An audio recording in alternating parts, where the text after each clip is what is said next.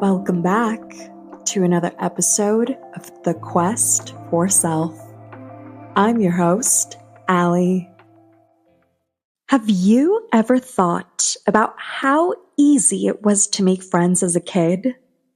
1 minute, you're sharing snacks during lunch, and the next, you're inseparable. But as adults, making friends feels, oftentimes complicated. I've been thinking a lot about this, especially as I move between different places. I honestly have no problem striking up conversations with strangers, whether it's in a coffee shop or on a plane. But I know that's not the case for everyone. For many adults, reaching out or trying to make a new connection with people just feels awkward, almost unnatural. Social media and technology play a big role, but that's a topic for another episode. Making friends as an adult can be challenging, and it's a struggle many of us face.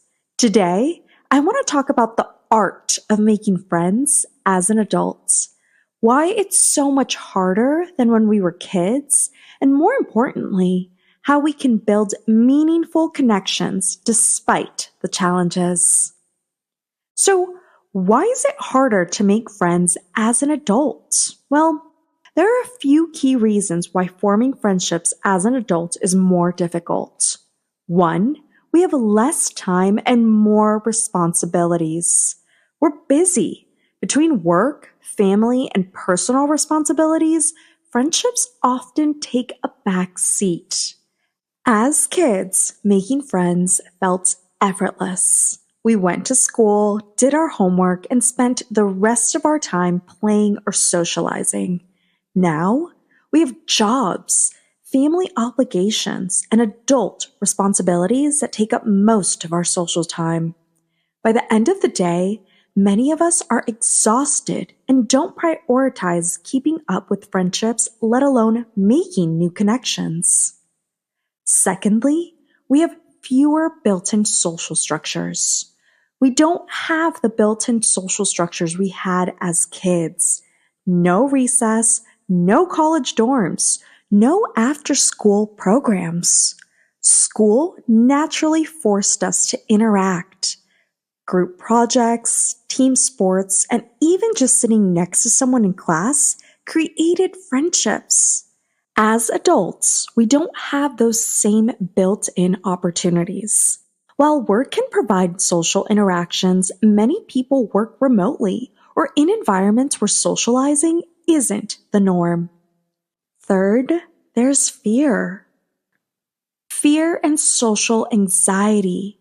That fear of rejection, fear of seeming weird, fear that the effort won't be reciprocated. Reaching out to new people can be nerve-wracking. Many adults hesitate because of the fear of rejection or feeling awkward. The reality is, most people are open to connection. They're just waiting for someone else to make that first move. I recently had a day where I played tourist in Madrid. I'm normally a very outgoing person and can talk to just about anyone. And I realized that one of my go-to ways to connect with people when traveling is simply offering to take a photo for someone struggling with a selfie. That small gesture often leads to a conversation and sometimes even a new connection. But I know not everyone feels comfortable doing that. The fear of approaching someone and being rejected holds a lot of people back. And there are definitely times when I've approached someone, offered to take a photo of them because I saw that they were struggling, and they have just looked me up and down like I was the weirdest creature on this earth. But guess what? Those things are bound to happen. And all of my positive interactions with people that I've had outweigh all of the negative ones. Lastly, we have changing priorities and life stages. Friendships often form through shared experiences, but as we grow, our priorities shift. Some friends get married, have kids, or move away. Their interests change, and naturally, the dynamic of a friendship does too. It's not personal, it's just part of life. For example, I have friends who are now parents, and things have changed over time. We drifted apart because our worlds revolved around parenthood, while mine simply didn't. It wasn't about liking each other less. It was just about different life paths. So let's talk a little bit about the growing disconnection. This topic means a lot to me because as time passes, I see us becoming less and less connected. There's less empathy, fewer interactions, and a growing sense of loneliness. We live in a world where we're constantly connected, yet rarely share meaningful moments. It makes me wonder, where are we headed as individuals and as a society? Maybe fostering real human connection should be something we actively learn, just like any other essential skill.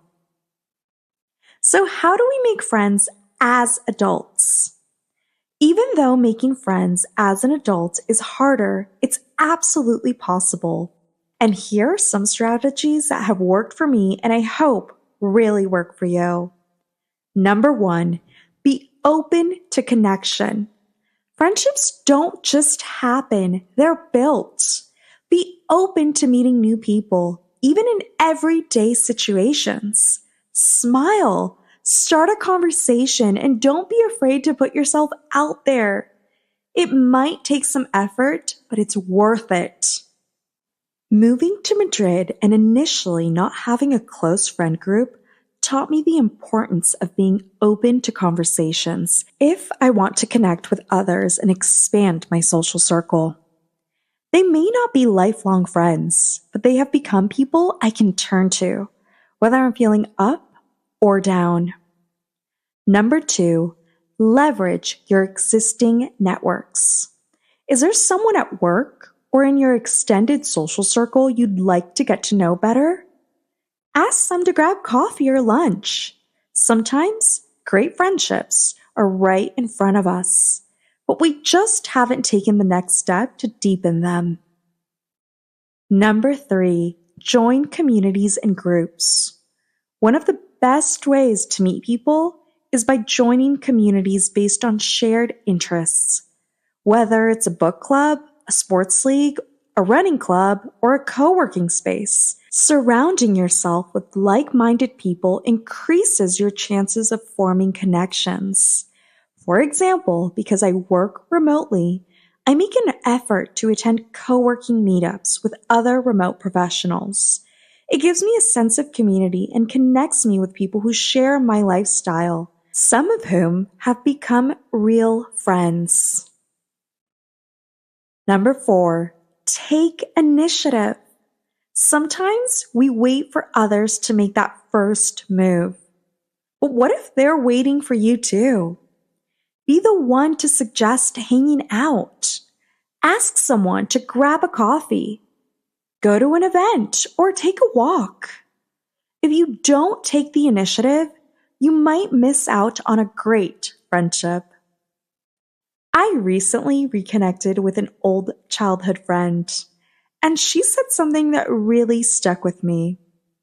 She said, "I loved our time together when we were younger, and I wish we had kept in touch more because I really enjoyed getting to know you." My response? It's never too late to start. So here are the final thoughts. Making friends as an adult isn't easy, but it's not impossible. It requires effort, vulnerability, and a willingness to put yourself out there. The reality is, most people crave connection just as much as you do. They're just waiting for someone to take the first step. So be that person. Start the conversation. Send the text. Make the first move. Stop overthinking what might go wrong and focus on what could go right. The worst that can happen? You stay exactly where you are. But the best that can happen? You build a meaningful friendship that adds joy, support, and richness to your life. This week, I challenge you. Reach out to someone. Maybe it's an old friend you've lost touch with. Maybe it's someone you've been wanting to get to know. Say yes to invitations. Start small conversations. And remind yourself that connection is always worth the risk. Because at the end of the day, life isn't about how many followers you have or how busy you are. It's about the relationships you build. And those don't just happen by accident. You create them. Thanks so much for listening to this episode of The Quest for Self. If you enjoyed listening to this episode, like, follow, subscribe, comment, and share. It would mean the world. Also, don't forget to follow us on social media, The Quest for Self.